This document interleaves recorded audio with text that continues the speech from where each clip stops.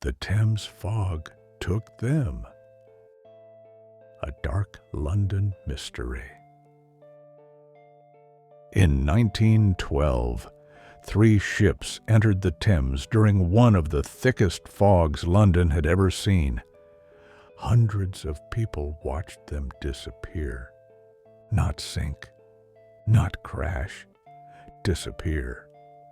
The ships were less than a mile from shore when the fog swallowed them whole. Their foghorns continued sounding for nearly an hour. Then, silence. No wreckage was ever found. No bodies were recovered. No distress signals were received. Officially, the incident became one of the strangest maritime mysteries in British history. Unofficially, the river never gave them back. And every few years, when a certain kind of fog rolls over London, people claim they can still hear the ships beneath the water. My name is Edward Harrow. Everything I am about to tell you comes from documents that were never meant to be released. Port Authority reports, private journals, witness statements, and one recording made during a foggy night on the Thames in 1987. A recording that should not exist because the voice captured on it belonged to a man who had disappeared 75 years earlier. Prologue. The Thames has always been a strange river. It cuts through the heart of London like a dark vein. For centuries it carried merchants, soldiers, fishermen, smugglers, and thieves. Entire fortunes were built on its waters. Entire lives were lost within them. Every old city possesses ghost stories. London simply has more than most. Some are harmless legends, others are warnings. The story of the vanished ships belongs to the second category. I first encountered it while researching maritime disappearances for a historical archive project. The incident appeared only briefly in official records. 3 cargo vessels, January 17th, 1912. Heavy fog, lost while approaching London. No explanation, no survivors. At first glance, it seemed like nothing more than an old maritime accident. But something felt wrong. The records were incomplete. Entire pages had been removed. Witness accounts contradicted each other, and every reference to the event ended abruptly, as if someone had deliberately stopped further investigation. That was when I began digging deeper. I wish I hadn't, because some mysteries survive for a reason, and some doors should remain closed. The first ship was called the Eleanor Grace, a medium-sized cargo vessel carrying machinery from Rotterdam. The second was the Northumberland Star. The third was the St. Augustine. All 3 were experienced ships commanded by veteran captains. The weather that evening was unpleasant, but not dangerous. Rain, cold winds, poor visibility. Nothing unusual for January. Then the fog arrived. Witnesses described it differently from normal river fog. Several reports used the same phrase, moving against the wind. Meteorologists later dismissed the descriptions. Fog doesn't move independently, at least it shouldn't. Yet, dock workers repeatedly reported seeing dense walls of mist advancing upriver despite strong winds blowing in the opposite direction. At 8:14 p.m., the first foghorn sounded. The Eleanor Grace announced its position. The sound echoed across the river. Minutes later, the Northumberland Star answered. Then, the St. Augustine. Everything appeared normal, until the ships stopped appearing where they should have been. Observers could hear them. They could estimate their distance, but nobody could see them, even when they should have been visible from shore. The fog had become impossibly dense. Witnesses claimed they could not see their own hands at arm's length. One dock worker later wrote, "It felt less like weather and more like a wall." That statement was removed from the official record. Years later, a handwritten copy surfaced in private archives. It wasn't the only thing that had been removed. At 8:37 p.m., a harbor official recorded something unusual. The ships appeared to be moving, but not toward London. Their foghorns suggested they were drifting away from the city, directly against the current, against the tide, against common sense. The report ends there. The next page is missing. Nobody knows why. Or perhaps somebody does. The deeper I investigated, the more inconsistencies emerged. Witnesses disagreed about distances, times, directions, even the number of ships. One fisherman insisted he had seen 4 silhouettes moving through the fog, not 3. 4. Officials dismissed him immediately, but his statement haunted me, because decades later, another witness would report seeing the same thing. 4 ships, one of them impossible. And that was only the beginning. 3 months into my research, I received a package. No return address, no note. Inside was a small leather journal. The cover was water damaged. The pages smelled faintly of salt. Written on the first page were 4 words: property of Arthur Wren, captain of the Northumberland Star, the ship that vanished in the fog. I spent the entire night reading, and by sunrise, I understood why someone had hidden it. The journal changed everything. The captain had begun writing 3 days before the disappearance. At first, the entries were ordinary: weather conditions, cargo inspections, crew matters. Then strange details appeared. Small things, easy to ignore. Voices heard across open water, lights moving inside fog banks, crew members reporting dreams about London before arriving there.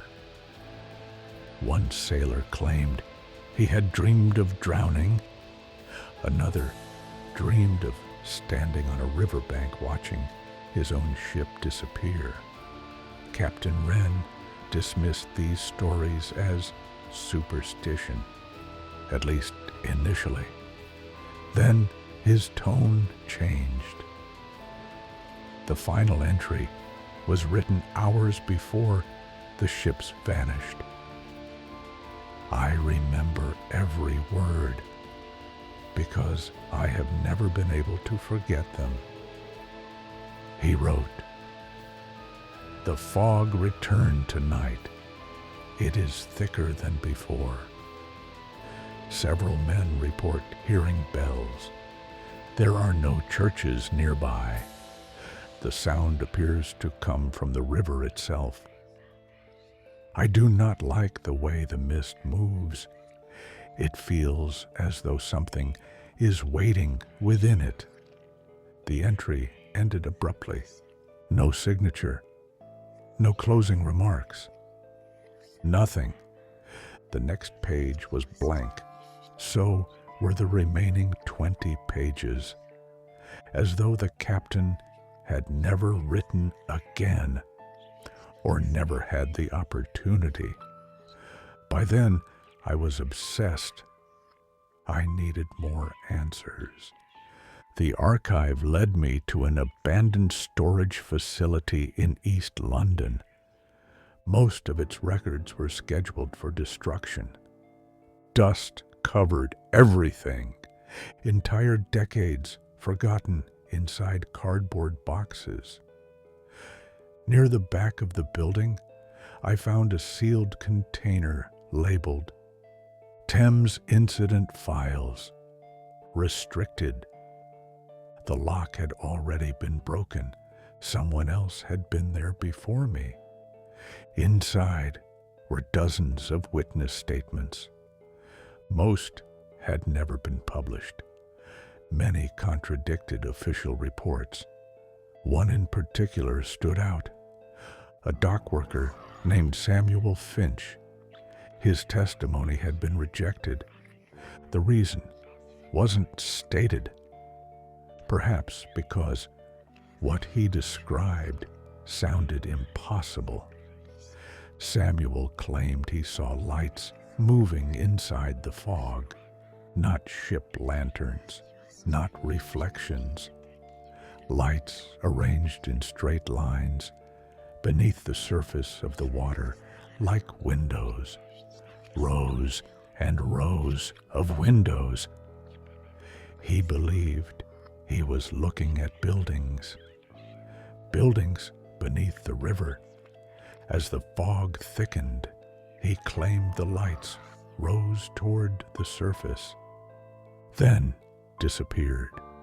I would have dismissed the story entirely, except for what came next.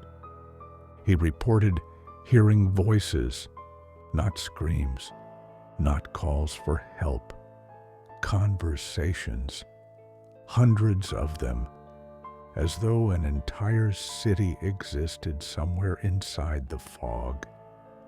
And for a few minutes, he could hear it.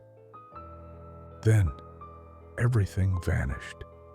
His final statement consisted of a single sentence. The river was crowded that night. There were no further explanations. Years passed. The mystery remained unsolved. Then, in 1987, something happened. Something that transformed an old maritime legend into something far darker. A maintenance crew was working beneath one of London's older river bridges. Dense fog covered the Thames. Visibility was almost zero. One worker carried a portable cassette recorder. He used it to document equipment inspections. At approximately 2:13 a.m., the recorder captured an unexpected sound. The recording still exists. I listened to it once. Only once. That was enough. At first, you hear water, wind, static, then a foghorn, distant, old-fashioned, nothing unusual. A few seconds later, another foghorn responds, then another. 3 in total, exactly as described in the 1912 reports. The worker becomes confused. Modern ships did not use those signals. Not there. Not anymore. He begins speaking into the recorder, asking if anyone else can hear them. Then a voice answers, not from his crew, not from nearby boats. A voice emerging from the fog. The speaker identifies himself, Captain Arthur Wren, the same man whose journal ended on the night of the disappearance. The same man who should have been dead for 75 years. The recording ends shortly afterward. The worker resigned 2 weeks later. He refused every interview. He never explained what happened. At that point, I should have stopped. Instead, I became convinced there was still something hidden within the Thames. Something tied to the fog, something waiting. And eventually I decided to see it for myself. That decision nearly cost me everything. I chose the worst possible night to begin my investigation. Or perhaps it chose me. January 17th, 2012. Exactly 100 years after the disappearance of the 3 ships, London had changed enormously since 1912. The skyline was different. The docks were different. The city itself had become something new. But the Thames remained. Dark, cold, ancient. And on that night, the fog returned. Not ordinary fog, not the thin mist that sometimes drifts across the river. This was the kind of fog that seemed to absorb light itself. Street lamps became pale blurs. Buildings vanished into whiteness. Even sounds felt muted, as though the city had been wrapped in heavy cloth.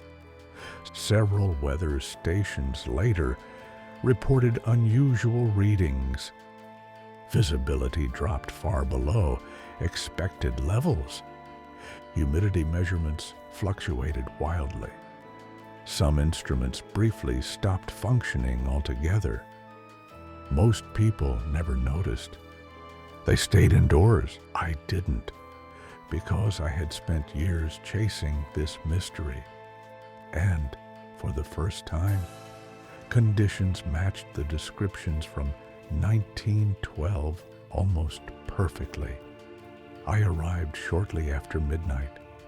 The riverfront was nearly deserted. Only a handful of late-night workers remained. The city behind me felt distant, unreal. The Thames dominated everything. Dark water moving beneath a blanket of living white. I carried a camera, audio equipment, copies of historical maps, and Captain Wren's journal. I still don't know why I brought it. Something about it felt important, necessary, almost as if the journal wanted to return. At 12:41 a.m., I heard the first foghorn. The sound froze me instantly. Low, deep, ancient. Not the horn of a modern vessel. This sounded older, mechanical, like something from another century. The sound rolled across the water and disappeared into the fog. I checked my equipment. Everything recorded correctly. Then I waited. 30 seconds later, another horn answered. Farther away, a different tone, a different ship. My pulse accelerated because I knew exactly what I was hearing. 3 ships, just like the witness reports, just like the 1987 recording. And then came the third horn. For a few moments, the river fell silent again. I remember staring into the fog, trying desperately to see something, anything. There was nothing, only white, then movement. Far ahead, a shape, barely visible, large, slow, emerging from the mist. My first thought was that it had to be a modern cargo ship. My second thought was impossible. The silhouette wasn't modern at all. It looked wrong, older, taller. The superstructure matched photographs from the early 20th century. And as it drifted closer, I saw lights, rows of yellow lights, the kind powered by oil and electricity, not modern navigation systems, not LEDs, old lights, old technology, old shadows. The ship appeared for perhaps 10 seconds. Then the fog swallowed it again.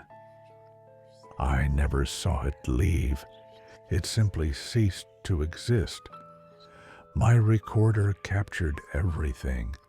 At least I believed it did. Later, I would discover something disturbing. The video footage showed only fog. The ship wasn't visible, not even for a frame.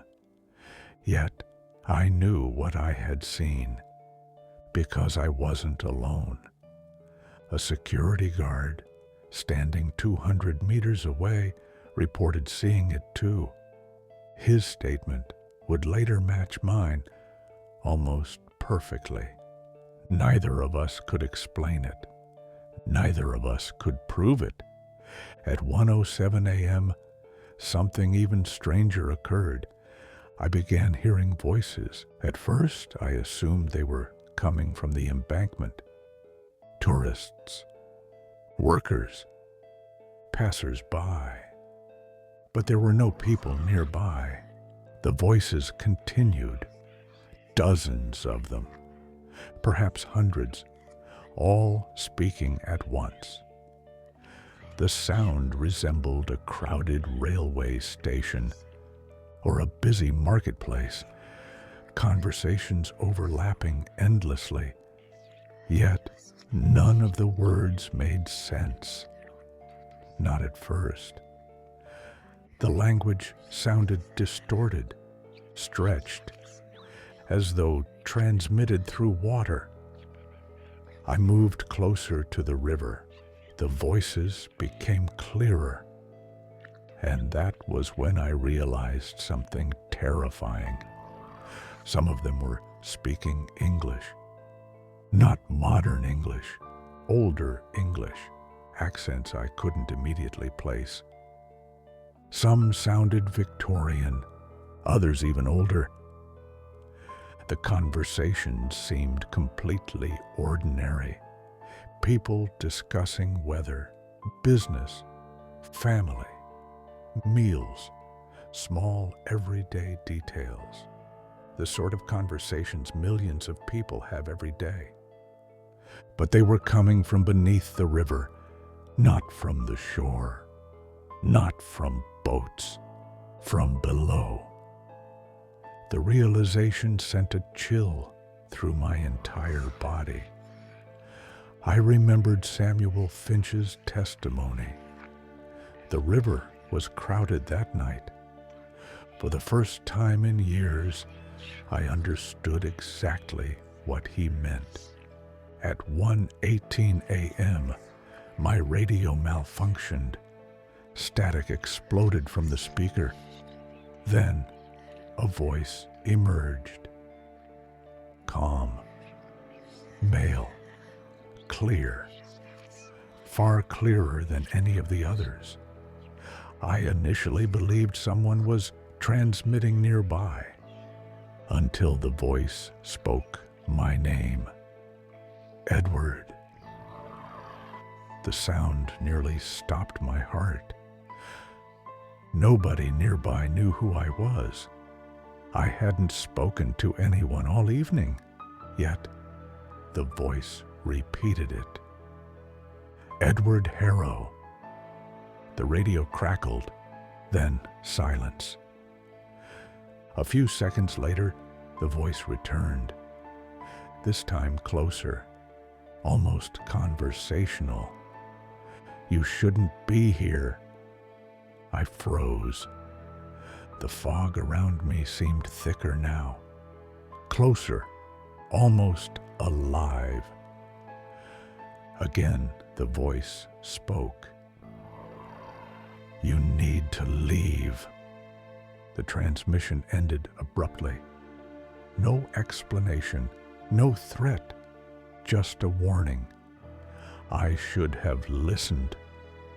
Instead, I moved farther along the riverbank, toward the source of the sounds, toward the fog, toward whatever waited inside it. And that was when I found the footprints, fresh footprints leading from the water, not toward it, from it. I stared at them for several seconds. They appeared human, boot prints, old-fashioned.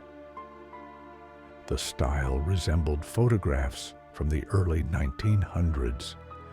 The impressions crossed the muddy shoreline and continued into the fog, as though someone had climbed out of the Thames minutes earlier. Someone who shouldn't have been there.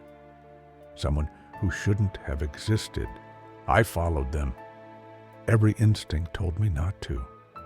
But curiosity can be stronger than fear. The tracks led beneath an abandoned riverside warehouse, a structure scheduled for demolition. Most of its windows were boarded shut. The building should have been empty, yet light flickered inside. Warm yellow light, like lanterns. Not electric lamps, lanterns. The footprints continued through a broken doorway. I entered. The air smelled strange. Not mold, not decay. Salt water. Fresh salt water. Inside the warehouse, I found dozens of wet footprints covering the floor. Hundreds of them. Perhaps more. Some appeared recent. Others looked decades old. All moved in the same direction, toward the rear of the building, toward a staircase descending underground. And from below came the sound of voices, many voices, the same voices I had heard from the river, only louder, much louder. I descended. Each step felt colder than the last. The temperature dropped rapidly. Condensation covered the walls. Water dripped constantly from the ceiling. The staircase seemed longer than it should have been. Far longer. The warehouse above wasn't large enough to contain such a deep structure. Yet the stairs continued downward. 10 steps, 20, 30, 40. I eventually lost count. Then I reached the bottom and saw something impossible. A tunnel. Ancient stonework. Far older than the warehouse. Far older than modern London. The architecture resembled something medieval, possibly even Roman. The tunnel stretched into darkness, and from somewhere ahead came the distant sound of a ship's horn. One long, mournful blast, followed by another, then another. 3 ships still calling through the fog after 100 years. I should have turned back. Instead, I walked forward because by then I needed answers more than safety. And I was about to discover what happened to the missing ships, or at least part of it.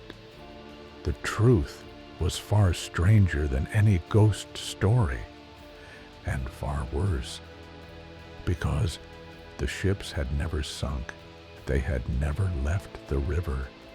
They were still there, waiting, somewhere beyond the fog, and something else was waiting with them.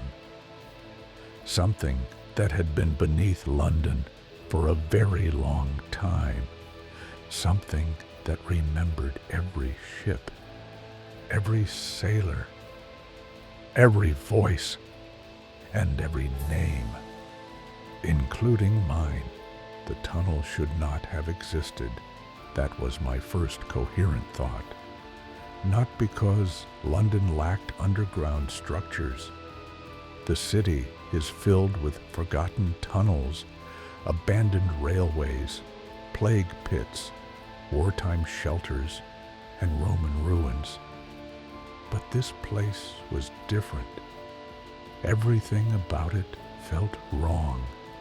The stone walls glistened with moisture. Ancient symbols had been carved into sections of the masonry. Not decorative carvings, warnings. At least that was my immediate impression. Many had been damaged by age. Others appeared deliberately chiseled away, as if someone had tried to erase them. The farther I walked, the stronger the smell of seawater became, which made no sense. The Thames was nearby, but not close enough to flood tunnels this deep underground. Yet, water dripped constantly from the ceiling. Small streams ran along grooves, cut into the floor, all flowing in the same direction, toward the darkness ahead, toward the sound of the foghorns. I checked my watch. 1:43 a.m. The second hand was moving normally, at least for the moment. I continued forward. The tunnel widened gradually. The voices grew louder. Hundreds of them now, perhaps thousands, still overlapping, still impossible to fully understand. Fragments emerged occasionally. A woman's laughter, a child asking a question, someone discussing cargo prices, someone complaining about weather. The conversation sounded ordinary. That somehow made them worse. If the voices had been screaming, I might have understood. Instead, they sounded alive, like people going about their daily lives somewhere beyond reach.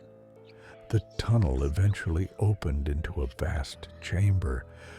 I stopped walking immediately. My mind struggled to process what I was seeing.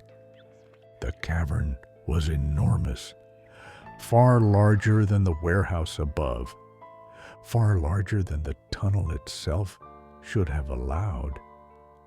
It stretched beyond the limits of my flashlight. The ceiling disappeared into darkness. The walls vanished into shadow.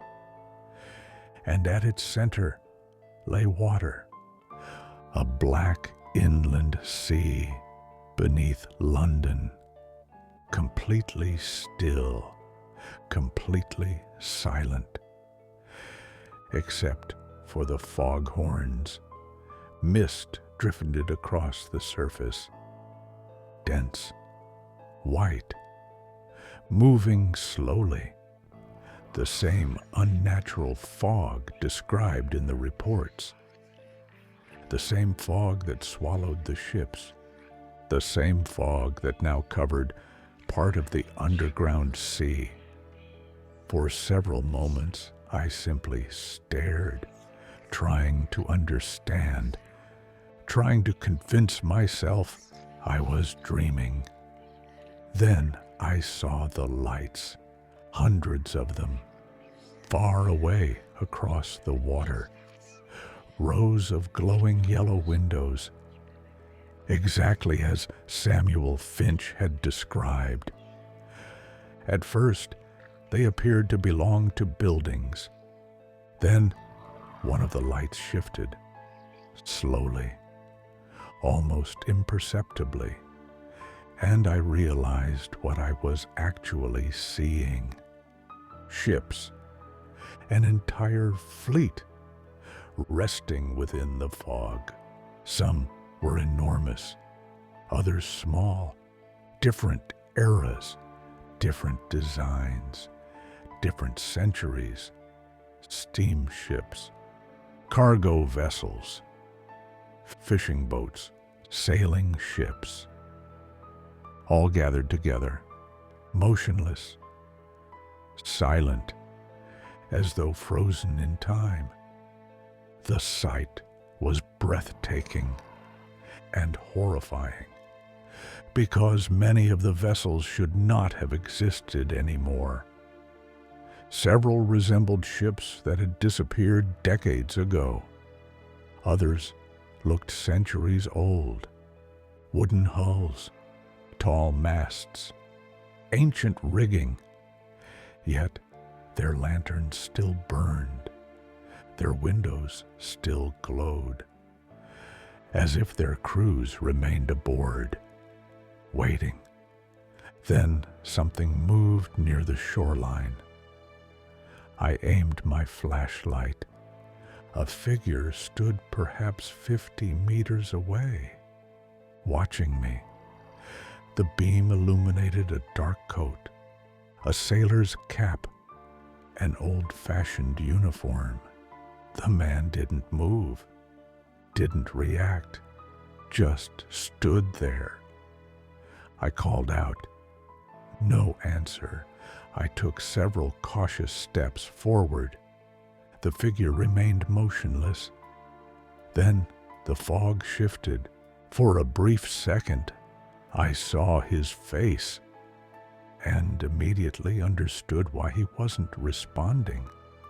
His skin was pale, not merely pale, colorless, like faded paper. His eyes reflected the lantern light, not naturally, wrongly, as though light originated from inside them. Then he stepped backward into the fog and vanished. The voices grew louder. Now I could distinguish individual conversations. Some sounded close enough to touch.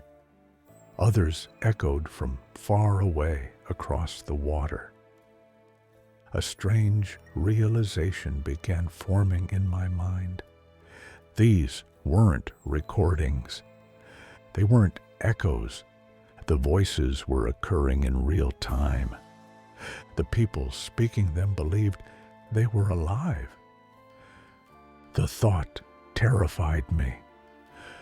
I removed Captain Wren's journal from my bag. I still don't know why. Perhaps instinct. Perhaps something else. The moment I opened it, the temperature dropped sharply.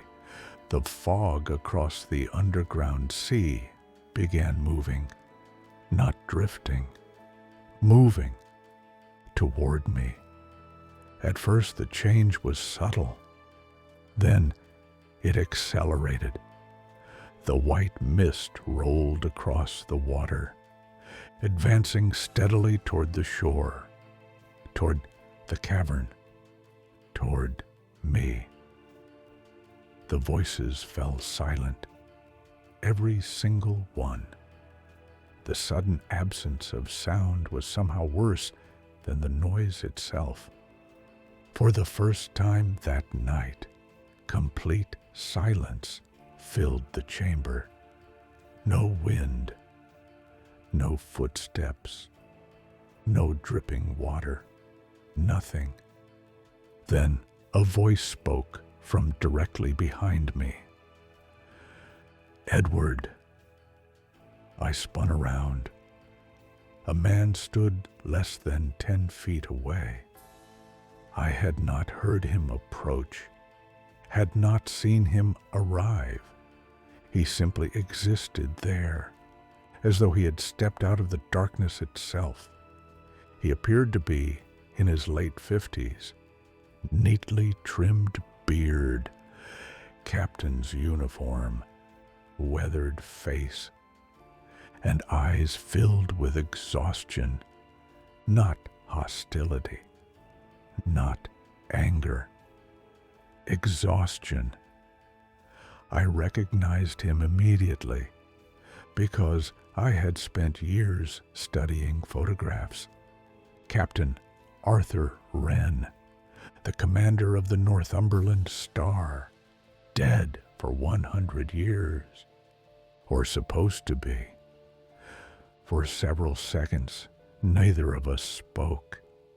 Then he sighed, not dramatically, not like a ghost from a story, like a tired man carrying a burden too long. "You shouldn't have come here." The exact same warning from the radio, the same voice, the same tone. I somehow found the courage to respond. "Where is this place?" His expression darkened. "A place between."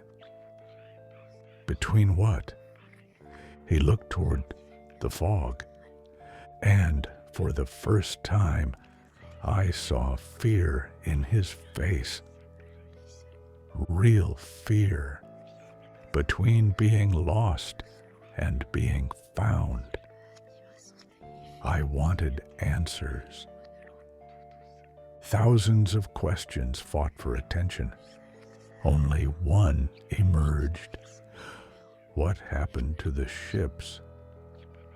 Captain Wren remained silent for a long moment. Then he said something that still haunts me. "We followed a signal. A signal. A foghorn." My stomach tightened.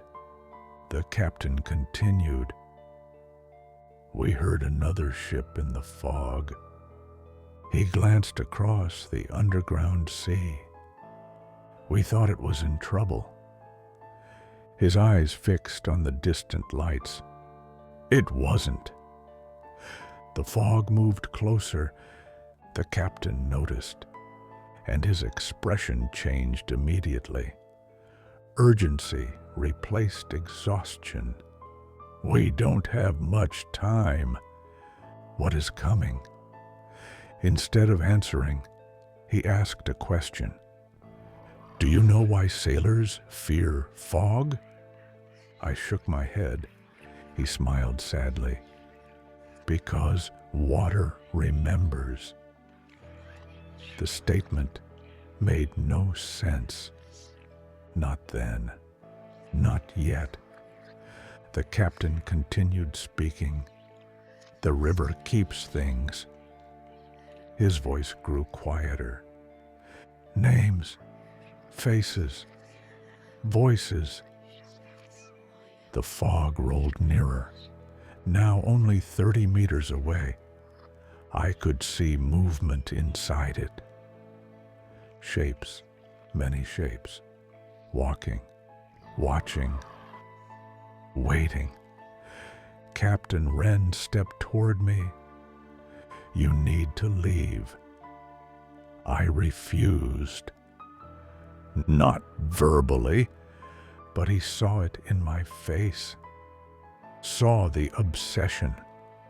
The same obsession that had driven me into the tunnel. The same obsession that had consumed years of my life. For a moment, he looked almost sympathetic. Then he spoke the words that changed everything. The ships aren't trapped. I stared at him. What? His eyes remained fixed on the fog. The ships stay because they choose to. The shapes inside the mist became clearer. Dozens now, perhaps hundreds. Human silhouettes, standing shoulder to shoulder, watching from within the white darkness. And one of them was much larger than the others, far larger, tall enough to tower above the crowd, tall enough to scrape the cavern ceiling. The moment I noticed it, every instinct screamed at me to run, because whatever stood inside the fog was not human. The enormous shape remained motionless within the fog. At first, I convinced myself it was an illusion, a trick of distance, a trick of light. The human mind is remarkably good at creating patterns where none exist. I wanted desperately to believe that was happening. Then the shape moved. Slowly, deliberately, and every rational explanation died. The figure was far too large, far too tall. Its silhouette stretched upward through the mist like a living tower. The smaller shapes surrounding it remained completely still, almost reverent, as though they were waiting for permission or orders. The sight triggered something ancient inside me, a fear older than language, older than logic, the instinct that tells prey it is being watched by something higher in the food chain. Captain Wren lowered his head, not in respect, not exactly, more like resignation. Someone confronting a nightmare he had known for too long. It sees you now. The words emerged almost as a whisper. My throat tightened. What is it? The captain's answer came immediately. I don't know. That frightened me more than any explanation could have.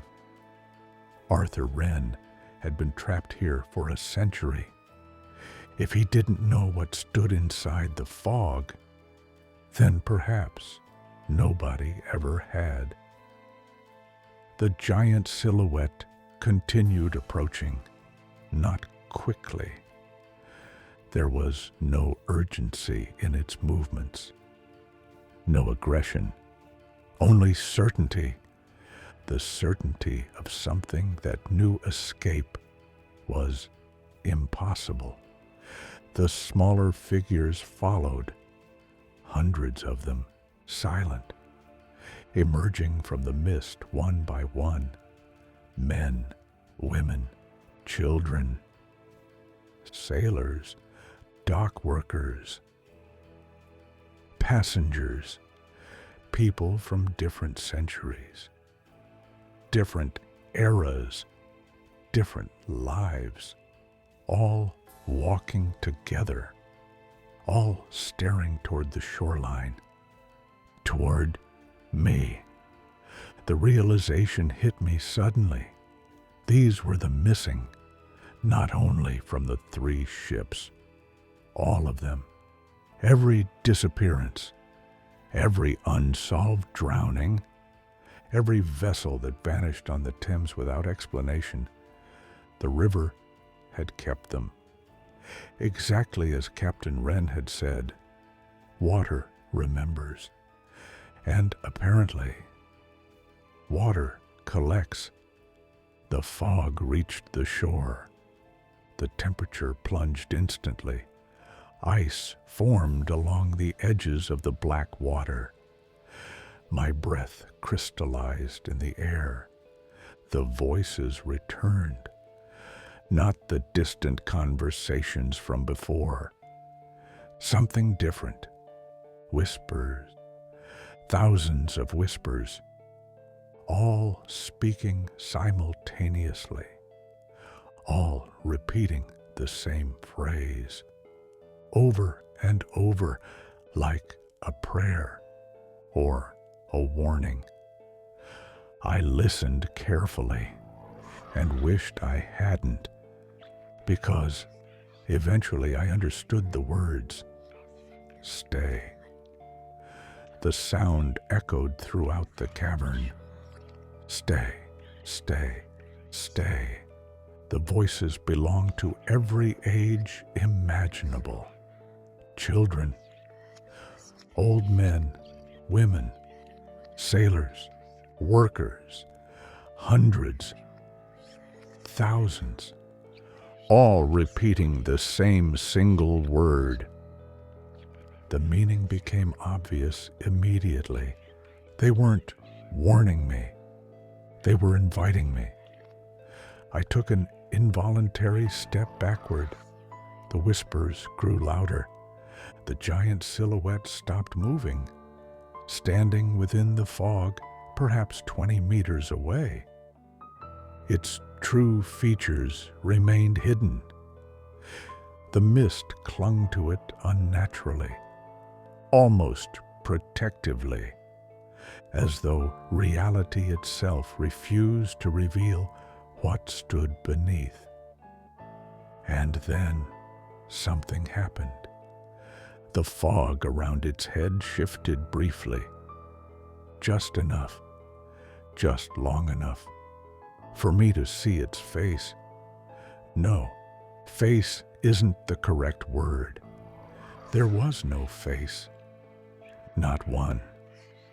Many. Hundreds. Possibly thousands. Human faces merged together, layered endlessly across its features. Some young, some ancient, some terrified, some calm, each appearing for a fraction of a second before sinking beneath another, like reflections moving beneath dark water.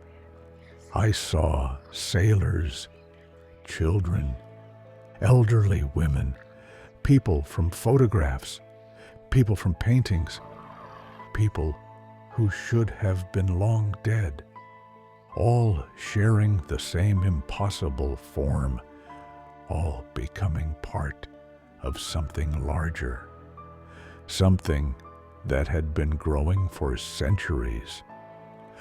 I stumbled backward again. The thing noticed, and for the first time, it smiled. At least I think it smiled. The movement resembled a smile, but there was nothing human about it, nothing reassuring, nothing sane. The cavern trembled slightly. The black water rippled. The whispers intensified. Stay, stay, stay. Captain Wren grabbed my arm. The sudden contact shocked me. His hand felt real, solid, cold, not like a ghost, not like an illusion. A real hand, a real man, or something very close. You need to leave now. The urgency in his voice had become desperation. What is that thing? His eyes never left the fog. It's what remains. What remains of what? The captain hesitated, and for the first time in our conversation, fear overwhelmed him. The city. I stared at him. The answer made no sense. Yet somehow I knew he believed it completely. The captain continued, "Every city leaves echoes." The giant figure took another step forward. The cavern shook again. The larger the city. Another step. The older the city.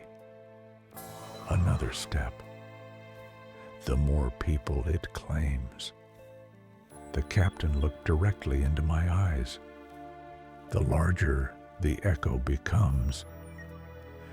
Something inside the fog began singing. A single voice. Male. Deep. Ancient.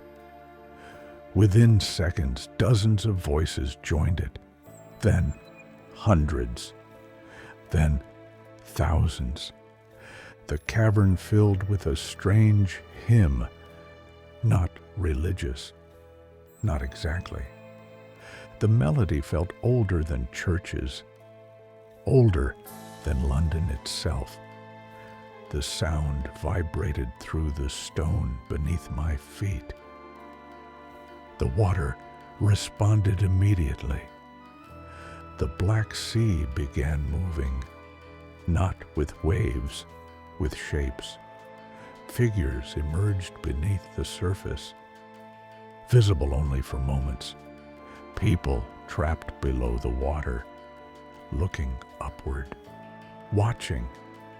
Thousands of faces drifting beneath the black depths. Some pressed against the surface from below, like drowning passengers trapped beneath ice. I couldn't breathe, couldn't think. The scale of it was overwhelming. Whatever existed here had been collecting people for centuries, perhaps longer, and somehow the river was connected to all of it. Then I noticed something even worse. Among the faces beneath the water, I recognized one. My own. The shock nearly stopped my heart. The face looked exactly like me. Not an approximation, not a resemblance. Me, floating beneath the surface. Eyes open, expression empty, waiting. The moment I saw it, the whispers changed. The word "stay" disappeared. A new phrase replaced it. One voice at first, then hundreds, then thousands. Join us. The underground sea began glowing. Faint yellow lights appeared beneath the water. Rows of them. Hundreds. Thousands. Just like the lights Samuel Finch had described in 1912. The lights formed streets, buildings, entire neighborhoods. An impossible city beneath the river, a reflection of London. Or perhaps a copy, a drowned version existing beneath reality itself. And the giant figure stood at its center, watching, waiting, growing. Captain Wren pulled me toward the tunnel, hard. For the first time, I resisted, not because I wanted to stay, because something else wanted me to stay. A strange heaviness settled inside my thoughts. The city beneath the water looked peaceful, beautiful even. No fear, no pain, no uncertainty, only stillness.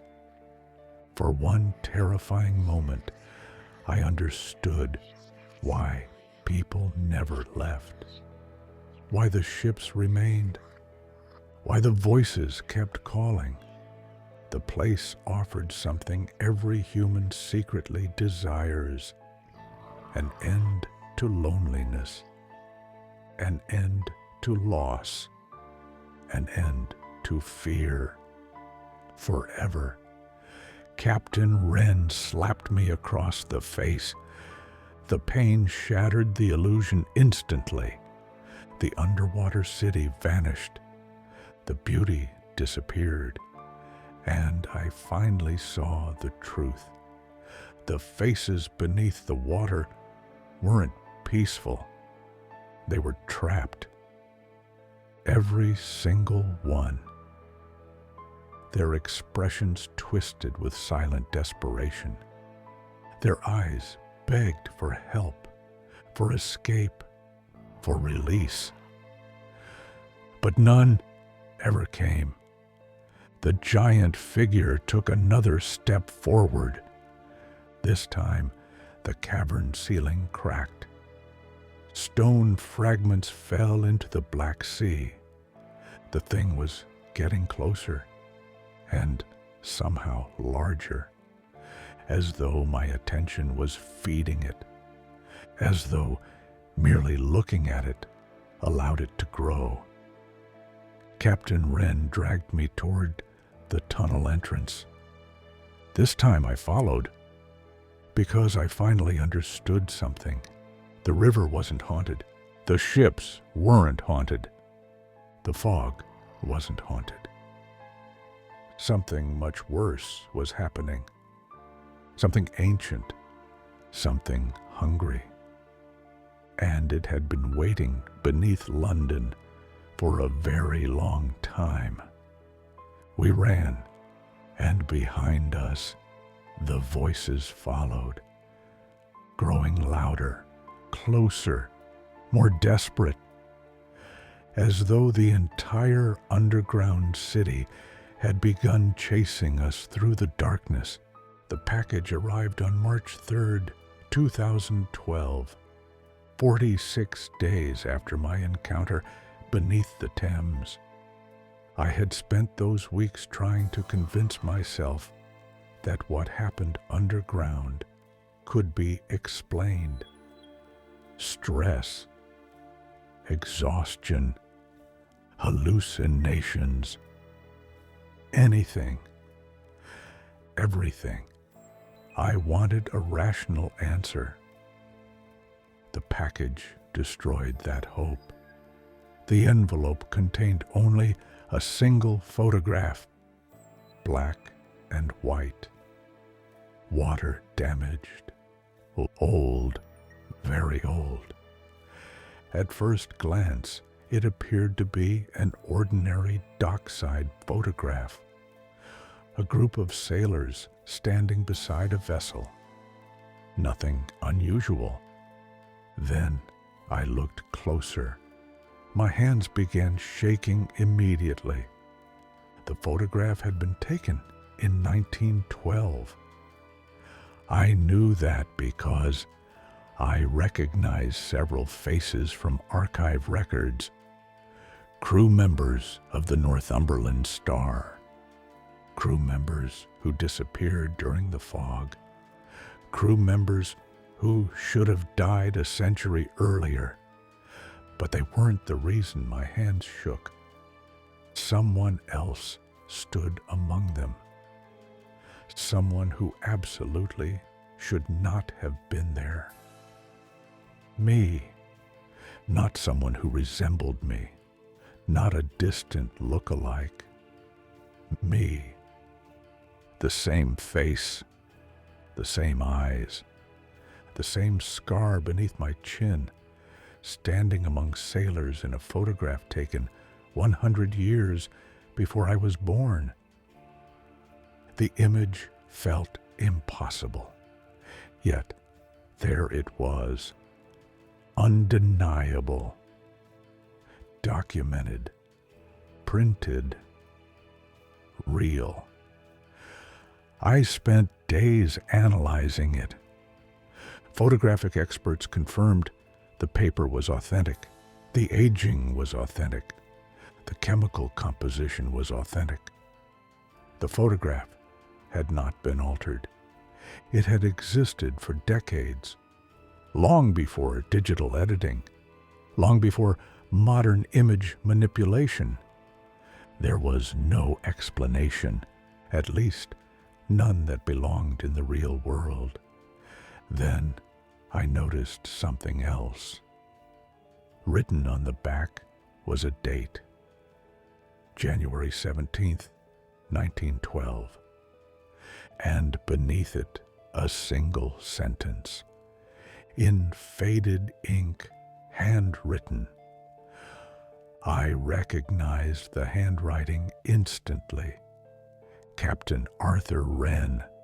The message read, "We finally found the way back."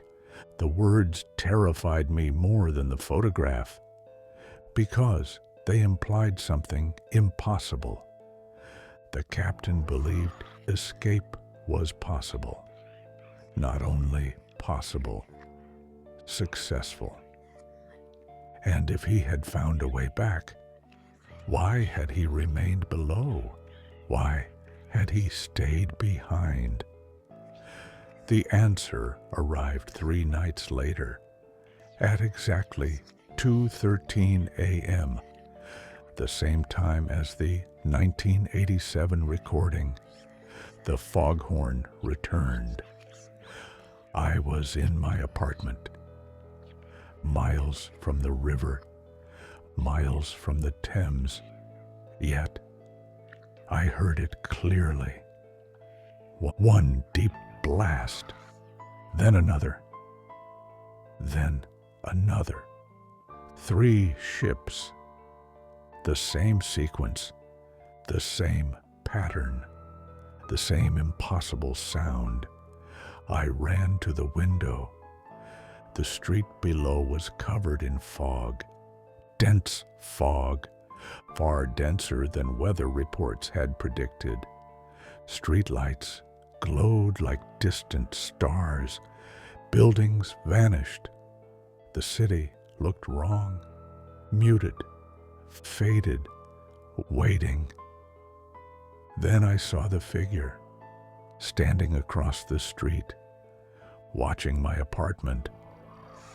A sailor, old-fashioned uniform, motionless, silent. The moment I looked directly at him, he raised one arm and pointed, not at me, toward the river. The figure vanished seconds later. The fog swallowed him completely, but I already knew what he wanted. And despite every promise I had made to myself, I followed. The streets were empty. No traffic, no pedestrians, no sounds except distant foghorns. London felt abandoned, as if the entire city had been evacuated moments earlier. Every step toward the Thames made the sounds louder, closer, more real. By the time I reached the riverbank, dozens of people had gathered. None of them spoke. All stood staring into the fog, watching, waiting, listening. Some appeared young, others old. Some wore modern clothing, others did not. And a few looked disturbingly familiar. Faces from old photographs, faces from missing persons reports, faces that should not have been standing there.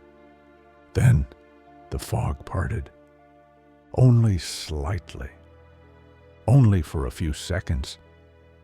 But it was enough to reveal the water, enough to reveal the ships.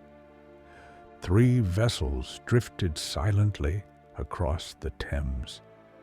The Eleanor Grace, the Northumberland Star, the St. Augustine, exactly as they appeared in 1912.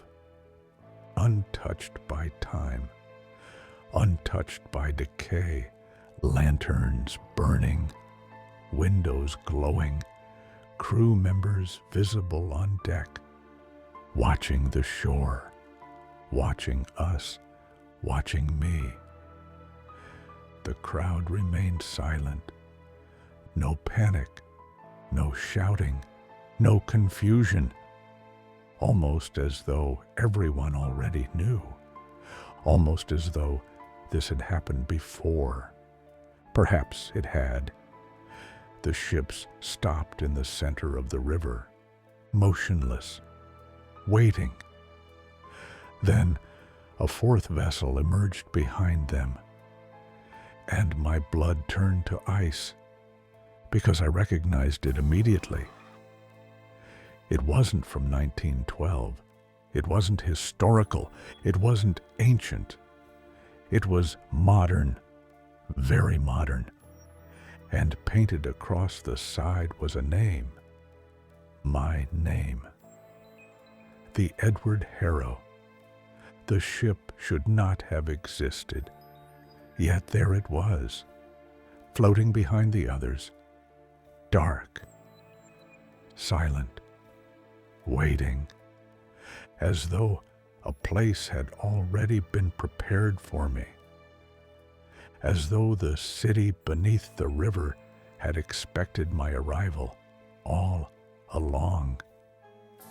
The crowd began moving slowly, steadily, toward the water, not running, not forced, walking like sleepwalkers answering a familiar call. One by one, they entered the Thames, and one by one, they disappeared beneath the fog, without struggle, without resistance, without a sound. Then I heard Captain Wren, not from the river, not from the ships, directly behind me, one final time. Edward. I turned. For a brief moment, he stood there, solid, real, tired, the same exhausted expression, the same old uniform, the same impossible man. "You were right," I said. He smiled faintly. "No." His eyes shifted toward the water. "We both were."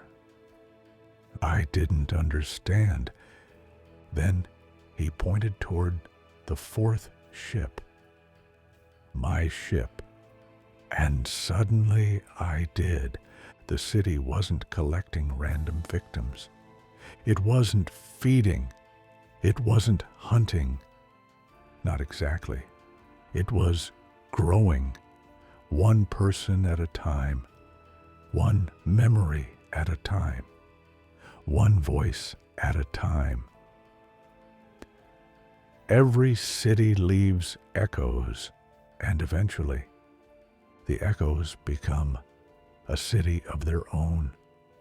Captain Wren's form began fading, like mist beneath sunlight, like a reflection disappearing from water.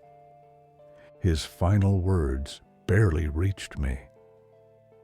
"Don't let it remember you." Then he was gone. The ships sounded their horns. 1, 2, 3. The fog surged across the river, toward the shore, toward London, toward everyone. And for a single horrifying moment, I saw something enormous moving beneath the Thames, something larger than the ships, larger than buildings, larger than the city itself, swimming slowly beneath the water.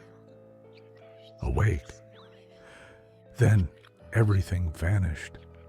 The fog collapsed. The ships disappeared. The river became normal once more. The crowd was gone. Every person, every vessel, every sound, only the Thames remained. Dark, silent, ancient, as though nothing had happened, but something had happened. Because when I returned home, the photograph was gone. The package was gone. Every recording was gone. Every copy of Captain Wren's journal was gone. Even my notes had disappeared, as though someone had erased years of research overnight. Only one thing remained: the brass compass, the compass Captain Wren had given me.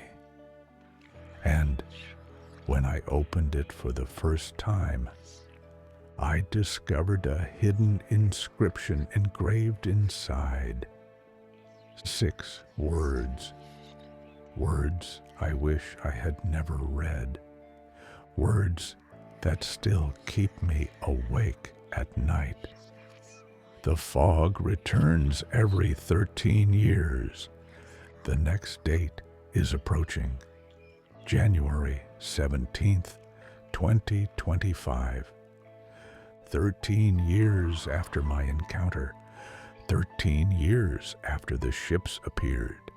13 years after Captain Wren vanished. I tell myself I won't go. I tell myself I won't return to the river. I tell myself I learned my lesson.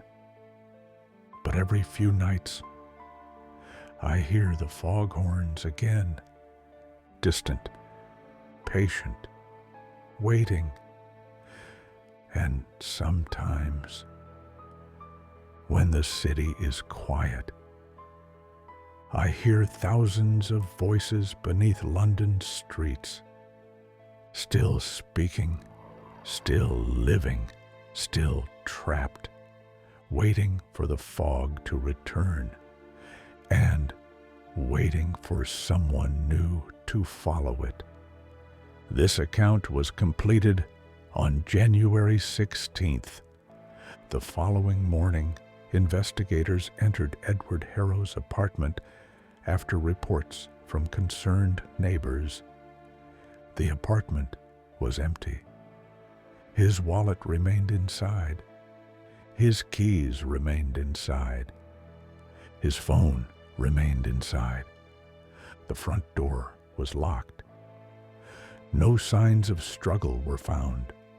No evidence explained his disappearance. Only one object was missing: the brass compass. On the desk, investigators discovered a damp sheet of paper. The ink appeared fresh, despite the room being dry. Only one sentence had been written, a sentence matching the handwriting of Captain Arthur Wren. 4 ships entered the fog tonight.